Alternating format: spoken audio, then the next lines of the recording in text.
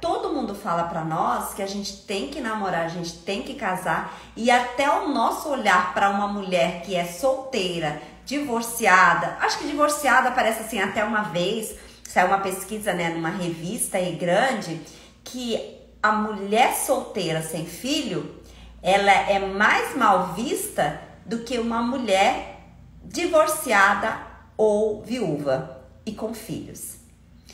E na altura, eu não entendi aquela pesquisa. Eu falava, como assim? Eu era solteira, eu tava caminhando pros 30, não tinha filho, não era divorciada, muito menos viúva. E aí eu falei, como assim? Eu tenho menos valor que as pessoas que são separadas e que as pessoas que são divorciadas e que as pessoas que são que têm filhos, que as pessoas que são viúvas. Então assim, hoje, como eu tenho um relacionamento e como eu tenho uma filha, talvez eu compreenda essa pesquisa. Porque eu falo para as mulheres, essa semana, mais ou menos, há uns 15 dias eu estava vendo uma live que eu achei riquíssima, onde a pessoa dizia assim, que quando eu me caso com alguém que já foi casado e que já teve filhos, eu vou para o casamento devendo menos. Eu chego com menos dívida. E a pessoa que já foi casada e vem com filhos, ela deve mais. E aí eu fiquei ouvindo, né, o raciocínio daquela pessoa. E aí eu fui me colocando naquela conversa. Porque assim, quando eu conheci o Edson, eu era solteira e não tinha nenhum filho. Ele era separado e tinha 2 filhos. E aí, eu não sabia que ele tinha filhos, porque um dos critérios meus para relacionamento era marido, eu ia casar com um homem que não tivesse filho. Era critério para relacionamento. Minha mãe nos criou assim, pra gente namorar rapaz solteiro e que não tivesse filho. E aí aparece essa pessoa, aparentemente para mim não tinha filho, não tinha ex-mulher, então eu também não perguntei, porque se mostrou interessado e eu fui conversando, fomos nos conhecendo, eu conhecia ele porque ele era meu professor, então assim, teve um envolvimento, a gente foi encontrando em alguns lugares sem nada, assim, por exemplo, eu saía daqui, ia para Ji-Paraná, e chegava lá e encontrava ele num restaurante, ou encontrava numa festa de uma amiga que eu tinha ido. Então, era o universo nos colocando no mesmo lugar. E quando eu comecei a me relacionar com ele, depois de 2, 3 meses, ele me falou que era separado e que tinha 2 filhos. Pra mim foi um choque brutal, porque eu não queria isso pra minha vida. E aí eu lembro que eu falei pra ele, olha, a gente não vai continuar mais, vamos parar por aqui. Você segue com a sua vida e eu sigo com a minha. E ele disse assim, então uma pessoa que tem filhos, ela não pode ser mais feliz? E eu pensei, pode, né? Mas não comigo. E aí eu decidi que não queria mais. Só que ele tinha valores que eu gostava muito. E que aí, me questionando, eu comecei a observar. Será que não dá para conviver com isso? Será que eu posso trazer isso para minha vida?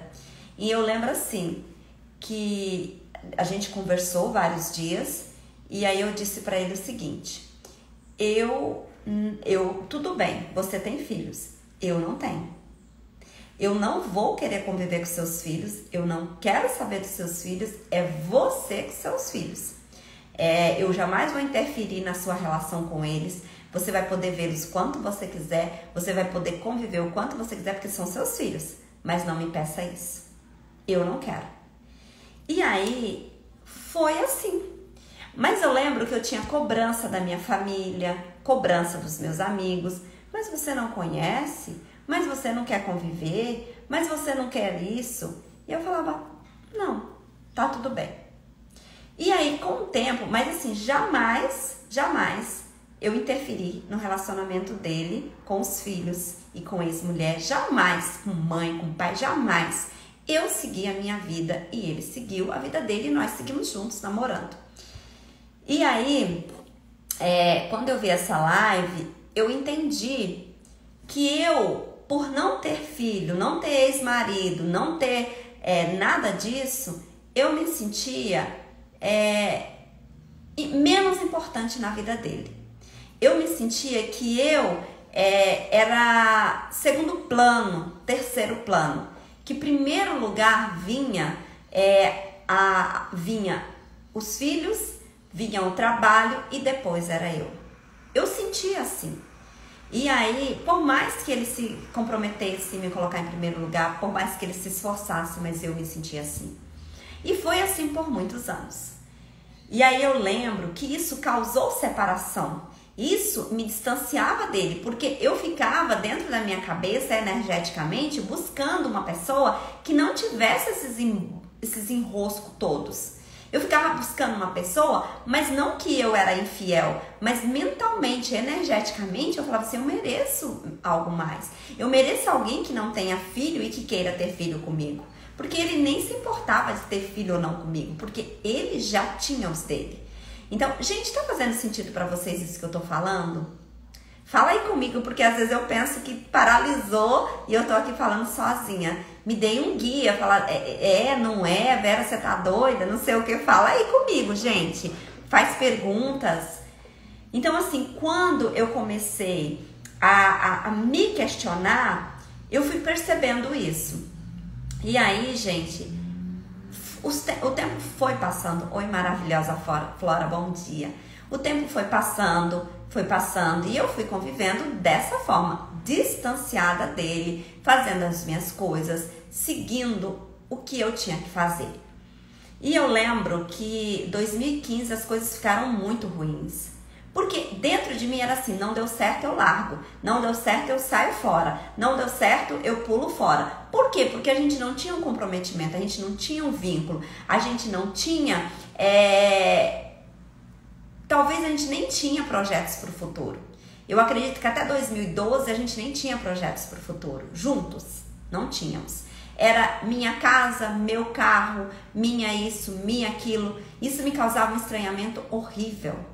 E aí eu lembro que 2012 foi quando as coisas começaram a mudar. Porque 2012 a gente começou uma empresa juntos. E aí eu pensei, aqui a gente vai ter comunhão, aqui a gente vai ter um projeto junto, aqui nós vamos seguir juntos uma jornada. E que bom! Só que a minha ideia era essa, as minhas projeções eram essas, mas as dele eram outras. Ele me queria como sócia, mas não me queria no negócio, não me queria envolvida no negócio. É assim, eu decido, eu mando e você assina e você faz o mínimo possível. Isso era meu jeito de enxergar as coisas. Não quer dizer que ele fazia ou não, mas era o meu jeito de ver as coisas. A minha percepção de mulher excluída, de mulher que ficava em segundo lugar. E assim foi 2012, 2013, 2014, construímos uma empresa, compramos um terreno em sociedade, construímos em sociedade e isso seguiu.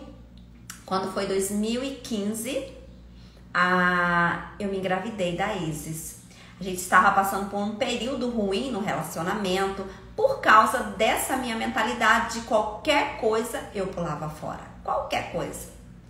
E aí eu engravidei da Isis, porque eu já estava indo para os 39 anos, o relacionamento não estava bom, mas eu decidi que eu ia ter uma filha com ele. Por quê? Porque já eram 10, 12 anos de relacionamentos. Eu decidi que eu merecia ter uma filha. Até então eu nem decidia nem nada. Eu conversei com ele sobre essa minha vontade de ser mãe, que apareceu aos 39 anos. E eu decidi, fui eu quem decidiu. Mas quando eu decidi ter filho, mais uma vez eu não decidi pelo casamento. Eu não decidi para segurá-lo. Eu decidi assim, tô com 39, eu conheço essa pessoa, sei das sombras e das luzes dele. Como pai, eu sei que ela é incrível. E eu vou ter uma filha com ele. Depois, se o relacionamento não der certo, olha aí eu mais uma vez. Eu pelo menos tive uma filha. Porque eu pensei assim, sair dele para conhecer outra pessoa, arrumar um filho, vai demandar muito tempo e eu não tenho esse tempo. Tava caminhando para os 40. E eu escolhi ter uma filha. E aí eu engravidei da Isis, né? Rapidamente. Eu falo assim que eu conversei muito com Deus e perguntei assim se era isso que era pra mim, se era isso que ele queria pra mim. E aí eu engravidei da Isis. E quando a Isis, engravidei da Isis, passei por uns perrengues terríveis. E quando eu tive a Isis, a gente praticamente se separou, ficou assim um para um lado, um para o outro. E aí eu decidi, em nome da Isis, o que eu não tinha decidido até ali, eu decidi em nome da Isis, que para mim, relacionamento não ia mais trazer sofrimento. Nunca mais. Eu iria curar dentro de mim tudo o que eu tinha sobre relacionamento, tudo o que eu pensava sobre relacionamento, para começar um quadro em branco. Então, assim, eu fiz muito Ho'oponopono para todos os meus ex-namorados, para todas as pessoas que conviveram comigo, para quem teve intenção de ter relacionamento comigo, e muito pro meu companheiro. Muito. Vocês não fazem ideia do quanto Ho'oponopono eu fiz. Por que Ho'oponopono, Vera, se você é de Axis, se você tá falando de Axis? Porque na altura eu não conhecia nenhum nem outro. Na altura eu só conhecia o Ho'oponopono porque alguém me apresentou, uma amiga me apresentou. Ela me vendo naquela aflição, naquele sofrimento, naquele desespero por relacionamento, e ela falou: amada, vou te ensinar uma ferramenta. E eu peguei aquilo. E o que é, né, essa ferramenta? Eu sinto muito, por favor me perdoe, eu te amo, sou grata. E essas 4 frases você não tá fazendo pra pessoa. Nossa, Vera, ainda você passa por esses perrengues todos e ainda você vai pedir perdão pra pessoa? Não. Você está conversando com o seu eu. Você está falando com a sua criança interior. Você está falando com a sua divindade. Era a mesma coisa de falar assim: Vera, eu sinto muito. Por favor, me perdoe. Eu te amo, sou grata. Porque se nós estamos nesse sofrimento todo, é porque foi você quem escolheu. E mesmo assim, Vera, eu te amo.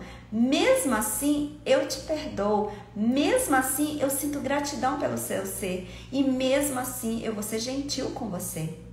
Vocês entendem por que essas 4 frases ela é tão milagrosa? Porque eu me acolhendo, eu me amando, eu me respeitando, apesar das escolhas que eu fiz. Então, o que acontece?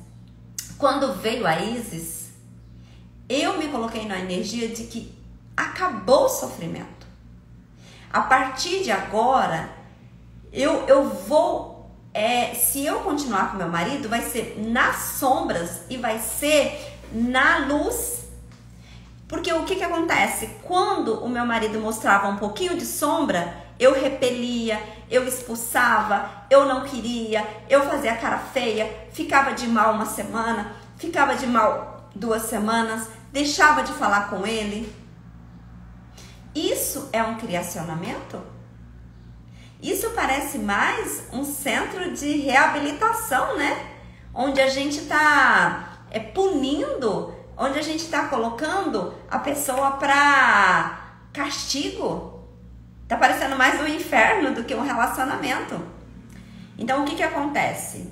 Quando eu conheci Axis Consciousness, eu já usava o Ho'oponopono para limpar todas essas energias de ranço, de rancor, de mágoa, de sofrimento.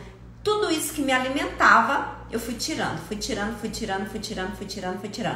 Aí eu conheci Axis Consciousness. E o Axis, ele veio para eu me reconhecer, para eu me ver.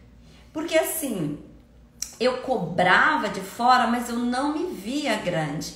Eu cobrava de fora, mas eu me via pequena, eu me via não merecedora, eu me via acabada, enfraquecida. Então, quando eu fiz o Axis, quando eu fiz o curso Barras de Axis, lá dizia assim: ativar dentro de você aquilo que você já tem dentro de você. É você dando para você aquilo que você quer das outras pessoas. Então, assim, o que eu queria das outras pessoas? Eu queria que elas me amassem, eu queria que elas me respeitassem, eu queria que elas me dessem confiança. Tudo que eu queria num relacionamento, eu queria fora. Eu queria que elas me dessem. Por quê? Porque eu fui contaminada a minha vida inteira por isso. Não dentro da minha casa, porque na minha casa tinha um relacionamento. Meu pai e minha mãe tinham um relacionamento que eles criavam todos os dias. Mas a minha base de pesquisa, né, o meu parâmetro eram os filmes, as novelas que eu via. Então, era o tipo de relacionamento que eu queria. De um homem príncipe, de um homem que me colocasse em primeiro lugar, de um homem que dissesse pra mim assim, eu vou ficar com você pra vida toda. Eu te amo pra vida toda. Eu vou ser fiel, vou te honrar. Eu vou nutrir você, eu vou cuidar de você. Era isso que eu desejava. Porque eram os príncipes, né? Eram os príncipes pegavam as gatas borralheiras, pegavam as meninas enfraquecidas e transformavam elas em princesas. Só que eu não percebia nas entrelinhas. Porque se hoje, com essa maturidade que eu tenho, eu olhar, a princesa, ela era chata. A princesa, ela era forte. Ela não aceitava qualquer coisa. Imagina uma madrasta ali pisando, humilhando, e ela não se deixava diminuir, ela não se colocava para baixo, ela não caía em depressão e nem tristeza profunda. Ela enfrentava e ela fazia o que tinha que ser feito, mandava limpar, ela limpava, mandava dormir, ela dormia, rasgava a roupa dela, ela arrumava outra roupa. Vocês percebem que o nosso olhar para a vida, ele é contaminado? Então, assim, como eu via o relacionamento era aquela mocinha frágil e fraca e o homem forte que ia protegê-la, que ia ampará-la e que ia falar assim, estamos juntos. Então, quando eu conheci Ax Consciousness, que ele me falou sobre não se distraía, não é, Fran? Não se distraía. Então, quando eu conheci o Ax Consciousness, ele veio para mim dizer assim, se você quer amor, se dê amor. Se você quer respeito, se respeite primeiro. Se você quer confiança de fora, confie em você. Então, tudo que você quer no outro, ativa em você primeiro. E aí eu comecei a fazer isso, né? O meu marido não estava muito aí, né? Se eu amava ele ou não. E aí eu comecei, eu dando, mas junto com esse dar, eu sufocava, eu cobrava, eu implorava, eu humilhava, eu desejava. Era muito pesado.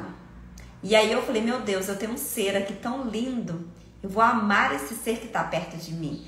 Não vou sufocar, né? Porque também senão eu tirava do meu marido e transformava na minha filha numa vilã. Então assim, eu comecei a amar minha filha, a amar minha funcionária que trabalha comigo, a amar meus funcionários que trabalham na minha empresa, a respeitá-los, a entregar amor para uma pessoa que me pedisse alguma coisa na rua, para alguém que estava fragilizado, eu entregar um olhar de gentileza, de carinho, dar um sorriso. Comecei a entregar o que eu tinha de graça, que era a atenção, que era um sorriso, que era uma gentileza, que era um ajudar. Por exemplo, alguém ontem mesmo, a pessoa estava entrando no hospital e ela com mala, com carrinho, com bebê. Vai lá, abre a porta, segura, ajuda essa pessoa, põe essa pessoa para dentro, né? Guia, ofereça ajuda. Isso é doar, gente. A gente fica tão preso no doar dinheiro, no pagar, dar ali a caridade em dinheiro, que a gente não faz o básico, que é doar o que nós temos de graça sobrando, que é a nossa energia vital, que é a nossa gentileza, que é o nosso sorriso e que é a nossa gratidão. Então assim, eu comecei a doar tudo isso e comecei a receber em troca. De quem? De quem eu desejava mais, que era do meu marido, que era da minha família. E comecei a amar minha filha do jeito que ela era, amar meu marido do jeito que ele era. E aí, a gente, pra vocês, né, eu sei que já tá quase finalizando aqui a live, uma das coisas de Axis que me ajudou foi essa de eu me dar e dar para os outros aquilo que eu desejava. Eu comecei a dizer para o meu marido o quanto ele era importante na minha vida, dizer para ele que estávamos juntos, que independente do que ele escolhesse, escolhia junto com ele. Eu comecei a dizer para ele que nós dois podíamos criar uma vida juntos, que eu estava presente. E isso ele começou a ficar mais presente comigo, porque se a cada 10 segundos eu dizia que eu ia me separar dele, ele não podia se apegar a mim. Porque se ele se apegasse, se ele criasse, né, uma vida comigo, a qualquer momento eu podia meter o pé e falar tchau. Então assim, quando eu fui mudando a minha fala, quando eu fui mudando a minha energia e dizer estamos juntos, como é que a gente pode lidar com essa situação de sentar, ter feedback, mas não na acusação, feedback